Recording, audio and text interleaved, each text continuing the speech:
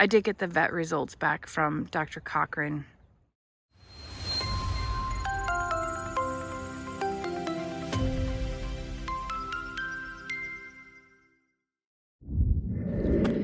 Good morning. It's Sunday. Another big day. And I actually already started something and I was like, oh, I should tell them what's going on.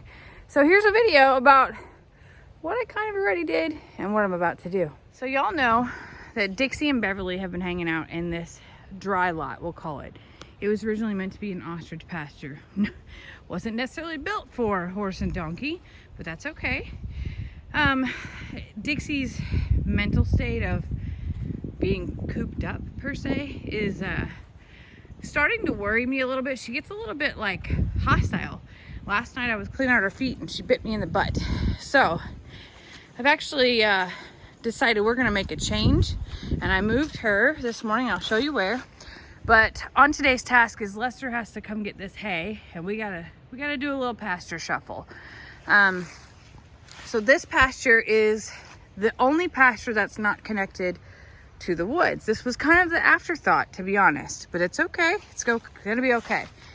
We're gonna do a little pasture switch here. So Carl and Debbie have been in this pasture for a long time. It's still considered a dry lot, which is great. And this side of our property, besides being haunted, we think, or being full of spirits, we'll say that, is mostly woods. There's very, very little like ground cover to eat, so it's kind of perfect, but it also allows her space to walk, and I'll show you that in a second. So today's tasks include having to move this hay and this water trough to this space here, and then get Carl and Debbie into this one, because this is all they need and this is perfectly fine for them as far as a shelter goes. But if you notice this gate over here, it goes out into the greater pasture. So that way Dixie and Beverly will actually have access to this pasture, and I can close them in if I want to. But they will have access to go out into the bigger space, and it goes all the way along the back. There's a creek back there, and I'm gonna show you this because it's where they already are. Hi, sweet baby. Poor Fiona's not feeling so hot this morning. She's got a little tummy issue. She's just hanging out by me to keep up with what's going on. So Dixie and Beverly are over here. I've walked them across, and this actually forms a U shape around the original ostrich and goat enclosure. They got the redneck hot tub as their water trough, and they can make their way through the woods. I brought them some hay over. They can make their way through the woods and get exercise and explore, and this gives her a better, I think, a better mental state, but doesn't give her access to all of the vast cow pasture and all of the grass in it. So we know that sugar's an issue for her. Excuse me, I'm making a video and you just rammed the gate I was using to rest my camera on. Thanks. And they do like to explore through the woods, and exercise is really important to her, and this is kind of a way for her to, I can still close them in at night and not be walking them back and forth, or having the time that I let her over here for 30 minutes or an hour to get that exercise. This kind of gives them the ability to do so themselves. But the reason that they couldn't be in this pasture as well is because they love this little hut over here. The goat wacky pack shack is, to date, their favorite space. And when they're in here, they run the dang goats out. And the goats need this little half wall. So they won't have access to here, which is, it's just okay. It actually has the wrong hay in it, everything.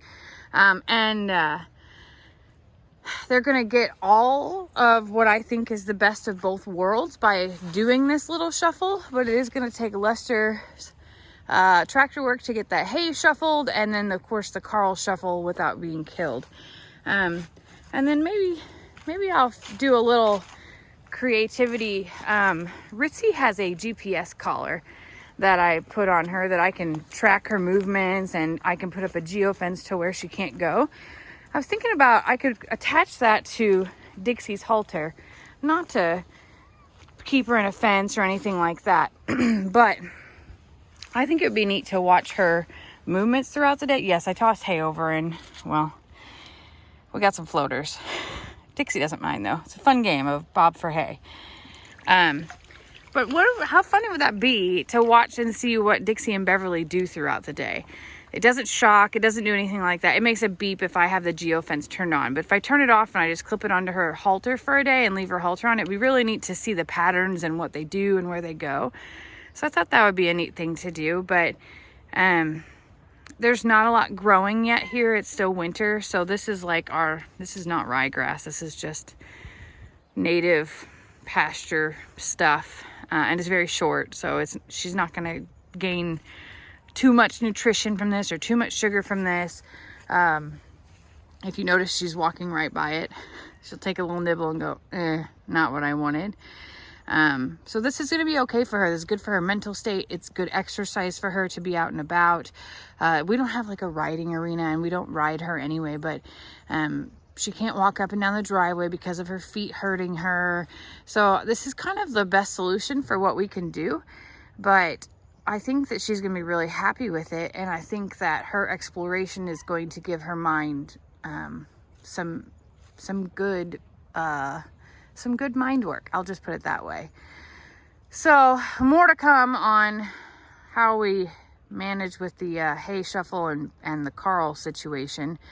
That's going to be a trick for sure. But yeah, one day this week I'll put the GPS collar on her and see kind of where she goes and her patterns. I'll show you one of Ritzy's and show you how neat it is to watch what she does all day. It counts her steps. It counts and tells me what time she went places. It's really neat. It's called a WAGS collar. And it's a really cool little thing to have, and to be able to locate, your animals if you have a bigger space like we do. And because sometimes Ritzy will go to the woods and literally be in there for hours, and I get nervous and I call her and she doesn't hear me. She's getting older. She doesn't hear as well. So this is a good thing for Dixie. And of course, Beverly is right by her side, supporting everything that she does. I did get the vet results back from Dr. Cochran. I'm just not ready to tell Dixie those yet. So that's another video as well. But for now, this is our next step. And she's having a really good day today. I need to brush her. I was able to get her back feet done this morning, but not front feet. She was not in the patient mode this morning. And speaking of Ritzy, hi baby, did you hear me say your name? I want to show them your collar. Come here. People are gonna be like, that's a shock collar. It's not a shock collar, I assure you. This is called a WAGS collar. It looks really big and clunky, but there's no shock. Hold on a second, maybe I want to show them. There's no shocker. It's actually clipped here. See that? There's no shocker. It's clipped onto her collar, and it's a GPS tracker, which is really neat. You're crying. You got some stuff in your eyes from being in the woods this morning? A little bit? It's okay. It's okay. Well, hello, Mr. Kitty Cat. Oh, that's Fred. I had to look at him for a second, figure out if that was Frank or Fred. Hi, baby. Anyway, yeah, this is the GPS thing that I will hook onto Dixie's halter, sorry. One day this week, see where she goes and what kind of activity that she's finding herself in. And it's a beautiful day. It's a little bit chilly to start, but it's going to be, the sun is out and we needed that. We've had a lot of rain lately. There's a lot of moisture in the ground, which, as you know, is worrisome for her feet and takes a little bit of extra time and care, but we're doing all we can. And of course, Beverly's here for the ride and all of the snacks that come with it. Dixie's still getting Tums every day, which is a calcium supplement as well. But now Beverly thinks that she needs them too. So Beverly gets 1, Dixie gets 4. And there's nothing that's going to hurt them from that. But I think it's funny that Beverly has to do everything that Dixie does. Every single thing. All right, ladies. Good luck today on your adventures. I love you. Have fun. Oh yeah, forgot to tell you. This is why they can't get in. That's a goat door. It's a goat doggy door. You're too big. Don't be trying to squeeze through there, Beverly.